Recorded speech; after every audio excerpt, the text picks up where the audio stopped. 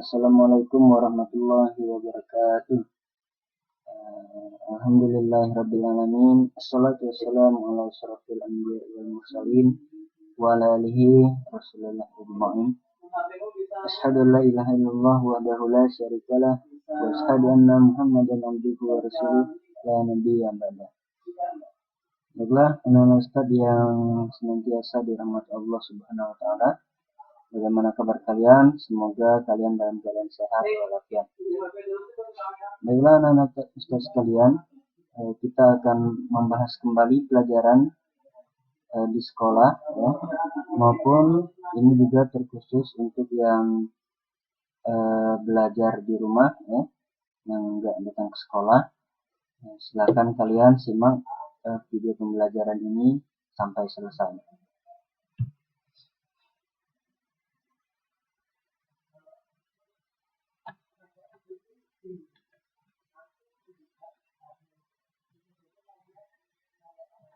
Oke, untuk pembahasan kali ini kita akan membahas tentang pengenalan objek IPA dan pengamatannya. Ya.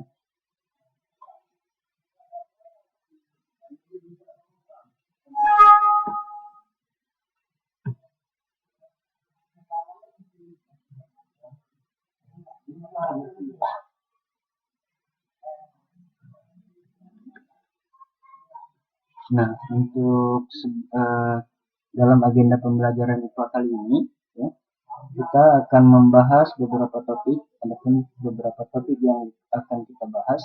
Yang pertama itu tentang definisi, ya, definisi atau pengertian IPA itu sendiri.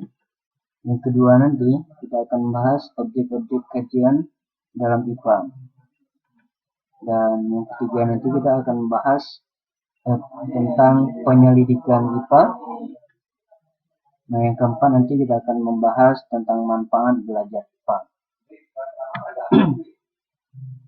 Nah, untuk topik yang pertama, apa itu IPA?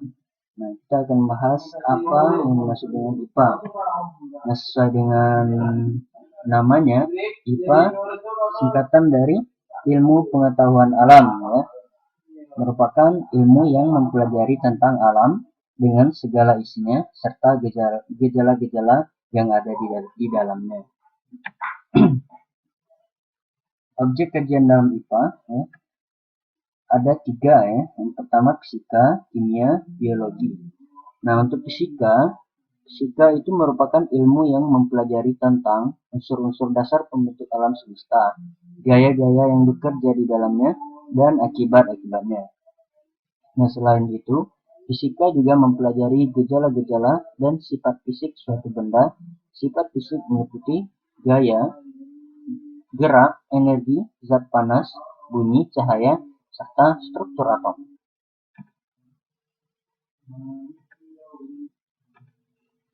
Nah, untuk objek kajian IPA yang kedua yaitu kimia. Nah, kimia itu merupakan ilmu pengetahuan alam yang mempelajari penyusun materi, sifat-sifat materi, perubahan materi, dan energi yang terlibat dalam perubahan materi tersebut.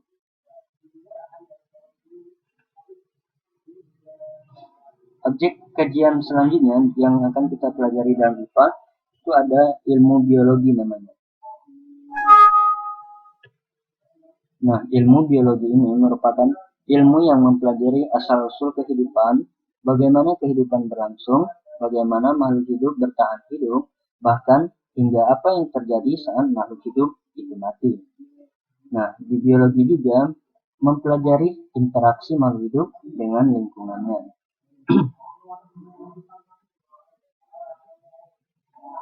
Nah, ini merupakan objek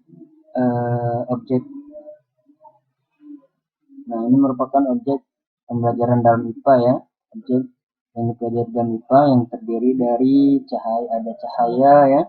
Di gambar ini ada cahaya, ada udara, kemudian ada produsennya, ada konsumennya ya. Ini merupakan interaksi antara makhluk hidup ya. Nah, interaksi antara makhluk hidup ini akan kita pelajari juga di IPA ini. Nah, dalam interaksi antara makhluk hidup ini ada interaksi antara makhluk komponen biotik ya dan komponen abiotik ya. Yang mana komponen biotik ini merupakan komponen yang terdiri dari makhluk hidup yang bernyawa ya. Makhluk hidup seperti tumbuhan, hewan, dan lain-lain ya. Kemudian ada juga komponen abiotik. Komponen abiotik ini merupakan komponen dalam suatu lingkungan yang merupakan komponen bukan makhluk hidup ya, seperti cahaya, udara ya.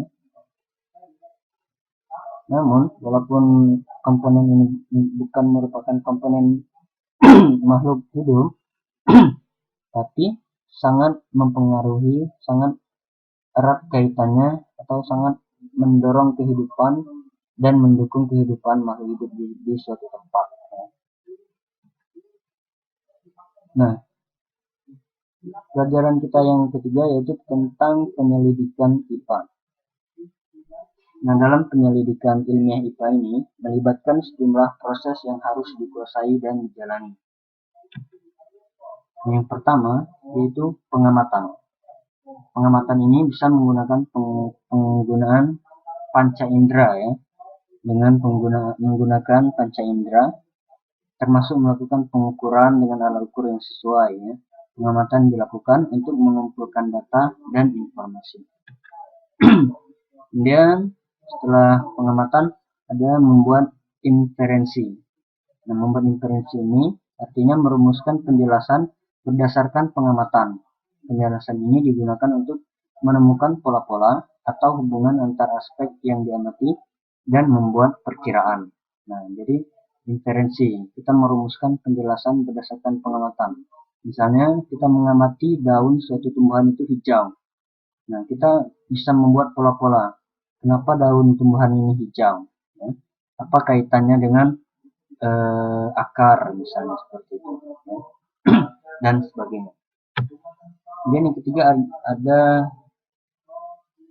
proses mengkomunikasikan ya. Proses mengkomunikasikan hasil penyelidikan baik lisan maupun tulisan ya. Nah, hal yang dikomunikasikan tersebut termasuk data yang disajikan dalam bentuk tabel, grafik, bagan, gambar, dan gambar yang relevan. Selanjutnya mungkin kalian akan bertanya-tanya, untuk apa sih kita mempelajari IPA? Nah, sekarang kita akan membahas manfaat kita belajar IPA. Nah, dengan kita mempelajari IPA ini, kita akan terlatih dan mampu untuk pertama itu meningkatkan kualitas hidup. Ya. Misalnya apakah bunga yang ditanam akan tumbuh. Maksudnya bagaimana bunga itu supaya bisa tumbuh. Ya. Jadi bisa meningkatkan kualitas hidup kita. Terus fungsinya bunga itu tumbuh apa seperti itu. Kemudian mempelajari IPA ini juga bisa membuat kita memahami berbagai hal di sekitar kita. Misalnya mengapa matahari bersinar. Kemudian manfaat mempelajari IPA selanjutnya, kita bisa memahami berbagai hal di sekitar kita. Misalnya mengapa matahari bersinar. Nah, mengapa matahari bersinar kita akan pelajari di IPA ini. Ya. Kemudian juga misalnya kenapa terjadinya lengkungan indah setelah hujan, yaitu pelangi misalnya. Mengapa hujan bisa turun? Itu bisa kita ketahui dengan kita mempelajari IPA. Ya. Kemudian manfaat selanjutnya yaitu kita bisa menyelesaikan masalah. Misalnya bagaimana mendapatkan air bersih dari air yang keruh. Misalnya nanti kalian suatu saat nanti berada di lingkungan yang mana lingkungan itu mempunyai air yang sangat keruh. Susah kalian dapatkan air sumur yang bersih. Misalnya. Nah, dengan kalian terlatih melakukan percobaan-percobaan dan penelitian-penelitian, maka kalian akan gampang untuk mengubah air yang keruh tersebut menjadi air yang bersih dengan sistem penyaringan. Kemudian manfaat yang selanjutnya, kalian akan berpikir logis dan sistematis. Misalnya, kemudian manfaat selanjutnya, kalian akan terbiasa untuk berpikir logis dan sistematis. Misalnya, jika datanya seperti yang kalian peroleh itu, maka kesimpulannya apa? Misalnya kalian mempunyai data pertumbuhan suatu tanaman, misalnya di hari ke-1 pertumbuhannya 2 cm, hari kedua pertumbuhannya 3 cm, hari ketiga pertumbuhannya 4 cm. Yang mana setiap hari pertumbuhannya yang mana setiap hari maka pertumbuhannya semakin bertambah. Dengan data seperti itu, kalian bisa menarik kesimpulan. Misalnya semakin besar suatu pohon, maka dia akan semakin banyak menyerap zat gizi atau nutrisi dalam tanah, sehingga dia cepat tumbuh, misalnya. Ya, misalnya seperti itu. Nah, terima kasih. Ya. Itu sekilas tentang pengenalan IPA dalam video kali ini, dan ikuti terus video selanjutnya. Assalamualaikum warahmatullahi wabarakatuh. Assalamualaikum warahmatullahi wabarakatuh. Kita tutup dengan doa kafaratul majelis. Subhanakallahumma wa bihamdika asyhadu an la ilaha illa anta astaghfiruka wa atubu ilaik.